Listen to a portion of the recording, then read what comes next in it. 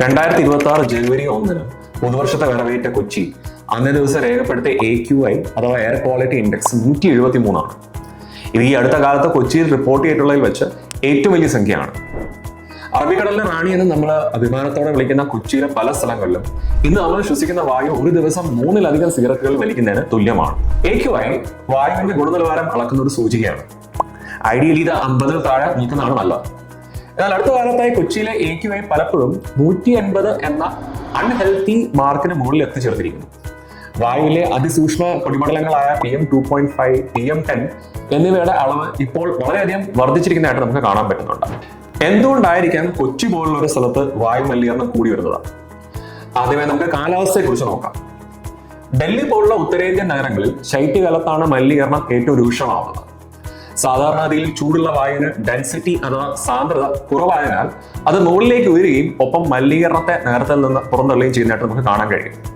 എന്നാൽ ശൈത്യകാലത്ത് ഭാരമേറിയ തണുത്ത വായു താഴെ തന്നെ നിൽക്കുകയും അത് പുകയും പൊടിപടലങ്ങളും നമ്മൾ ശ്വസിക്കുന്ന വായു തടഞ്ഞു നിർത്തുകയും ചെയ്യുന്നു. ശൈത്യകാലത്തെ മഞ്ഞുമായി ഈ പൊടിപടലങ്ങൾ ചേരുമ്പോഴാണ് സ്മോഗ് അഥവാ പുകമഞ്ഞ് ഉണ്ടാവുന്നത്. കൊച്ചിയിൽ അത്ര കടുത്ത തണുപ്പില്ലെങ്കിലും സമാനമായ അന്തരീക്ഷ വ്യതിയാനങ്ങൾ നമ്മുടെ നഗരത്തിലും മലിനീകരണം വർദ്ധിക്കാൻ കാരണമാകുന്നുണ്ട്. രണ്ടാമതായി പറയുന്ന ഒരു കാരണം വാഹനപ്പെരുപ്പമാണ്. കേരളത്തിലെ ഏറ്റവും കൂടുതൽ വാഹന സാന്ദ്രതയുള്ള നഗരങ്ങളിൽ ഒന്നാണ് കൊച്ചി. നമ്മുടെ ഇടുങ്ങിയ നഗരപാതകളിൽ കുരുങ്ങിക്കിടക്കുന്ന കാറുകളും ബസ്സുകളും ഓട്ടോകളും വൻതോതിൽ നൈട്രജൻ ഓക്സൈഡും പുകയും ഒക്കെ നേരിട്ട് അന്തരീക്ഷത്തിലോട്ട് പുറന്തള്ളുന്നത് നമുക്ക് കാണാൻ കഴിയും. അതുപോലെ തന്നെ കൊച്ചി നഗരത്തിന്റെ ദ്രുതഗതിയിലുള്ള വളർച്ചയും വലിയ നിർമ്മാണ പദ്ധതികളും വൻതോതിൽ പൊടിപടലങ്ങൾ വായിൽ കല്ലാനുള്ള മറ്റൊരു കാരണമായിട്ട് നമുക്ക് വേണമെങ്കിൽ പറയാം. പ്രത്യേകിച്ച് നിർമ്മാണ സ്ഥലങ്ങളിൽ ആവശ്യമായ നിയന്ത്രണങ്ങൾ പാലിക്കപ്പെടാതെ വന്നാൽ ഇവ വായുവിലെ മലിനീകരണം ഇരട്ടിയാക്കാനുള്ള പോസിബിലിറ്റി നമുക്ക് കാണാം. കൊച്ചിയോട് ചേർന്ന് കിടക്കുന്ന ഏലൂർ പോലുള്ള വ്യവസായ മേഖലകളിൽ നിന്നുള്ള വായു മലിനീകരണവും ഒരു കാരണമായി പറയപ്പെടുന്നു. അവസാനമായി നമ്മുടെ സ്വാഭാവിക ഫിൽറ്ററുകളുടെ അഭാവമാണ്. വികസനത്തിന്റെ ഭാഗമായി മരങ്ങളും കണ്ടൽക്കാടുകളും നശിക്കപ്പെട്ടതോടെ വായു ശുദ്ധീകരിക്കാനുള്ള നഗരത്തിന്റെ ശേഷി കുറഞ്ഞു. മരങ്ങൾ വെറും ഒരു തണൽ മാത്രമല്ല, അവ വായുവിലെ വിഷവാതകങ്ങളെ ആഗിരണം ചെയ്യാനും അതിസൂക്ഷ്മ പൊടിപടലങ്ങളെ ഇലകളിൽ തടഞ്ഞു നിർത്താനും കഴിവുള്ള ജൈവ ഫിൽറ്ററുകളാണ്. ആവശ്യത്തിന് പച്ചപ്പില്ലാത്തതിനാൽ വായു സ്വന്തം ശുദ്ധീകരിക്കാനുള്ള ശേഷി ഇന്ത്യയിലെ ഒട്ടുമിക്ക നഗരങ്ങൾക്കും ഇന്ന് നഷ്ടമായിക്കൊണ്ടിരിക്കുകയാണ്. അപ്പൊ നമുക്ക് മുന്നിലുള്ള ഒരു വലിയ ചോദ്യം, കൊച്ചി മറ്റൊരു ഡൽഹി ആകുമോ? നിലവിൽ അത്ര വലിയൊരു അടിയന്തര സാഹചര്യം ഇല്ല.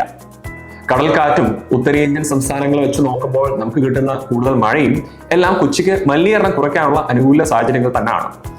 എന്നാൽ ഇപ്പോഴത്തെ പ്രവണതകൾ നമ്മൾ ശ്രദ്ധയോടെ മുന്നോട്ട് പോയില്ലെങ്കിൽ എന്ത് സംഭവിക്കാൻ പറ്റും എന്നുള്ളതിന്റെ ഒരു സൂചനയാണ്. അപ്പൊ നമ്മൾക്ക് എന്ത് ചെയ്യാൻ കഴിയും? കഴിവതും മെട്രോ പോലെയുള്ള പൊതുഗതാഗതം ഉപയോഗിക്കാൻ ശ്രമിക്കുക. നിർമ്മാണ സ്ഥലങ്ങളിൽ പൊടി നിയന്ത്രിക്കാനുള്ള മാർഗങ്ങൾ സ്വീകരിക്കുക. മാലിന്യങ്ങൾ ശാസ്ത്രീയമായി സംസ്കരിക്കുക. ഇവയൊക്കെയാണ് നമുക്ക് ചെയ്യാൻ കഴിയുന്ന കാര്യങ്ങൾ. നയപരമായ തീരുമാനങ്ങളും നമ്മുടെ എല്ലാം ഒരു ഉത്തരവാദിത്ത ബോധവും ഉണ്ടെങ്കിൽ കൊച്ചിയെ നമുക്ക് സംരക്ഷിക്കാൻ കഴിയുന്നതേ ഉള്ളൂ. നന്ദി.